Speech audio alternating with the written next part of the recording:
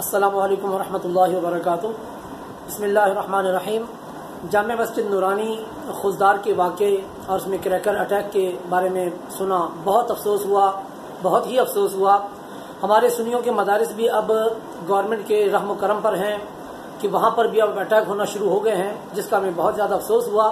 وہاں کے طلباء کرام کے ساتھ ان کے ساتھ ہم انتہائی ہمدردی کا مظاہرہ کرتے ہیں، اور میرا یہ پیغام جو کہ لیٹ ہو گیا، یہ میری اپنی سستی اور نااہلی ہے، جس پر میں معذرت چاہتا ہوں۔ محترم المقام جناب حضرت علامہ مولانا محمد قاسمی صاحب، میں ان سے اظہار تعزیت بھی کرتا ہوں، ان کے جو بچے زخمی ہوئے ان سے بھی اظہار تعزیت کرتا ہوں، اور ہم ہر قدم آپ کے ساتھ ہیں۔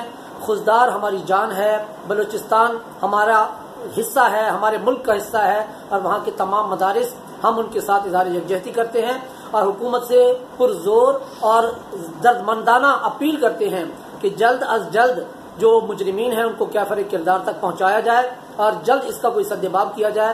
خصوصاً بلوچستان کے ان غریب طلباء کی ہمدردی کی جائے کہ جو زخمی ہوئے، اور ان کے ساتھ وہ معاملہ کریں جو اکثر حکومت جو ہے کیا کرتی ہے، معاوضے کی صورت میں یا ان کے علاج کی صورت میں اور مدرسے کی سیکیورٹی کی صورت میں بھرپور تعاون کرے، کیونکہ ہمیشہ سنیوں کے مدارس کے ساتھ ہی ظلم و زیادتی ہوتی ہے اور حکومت پس پش ڈال دیتی ہے، مگر اس موقع پر ایسا نہیں ہونا چاہیے۔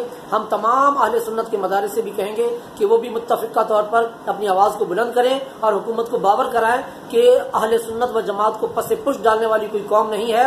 ہمیشہ اہل سنت نے حکومت کا ساتھ دیا، مگر حکومت کیا کرتی ہے؟ پس پش ڈال دیتی ہے۔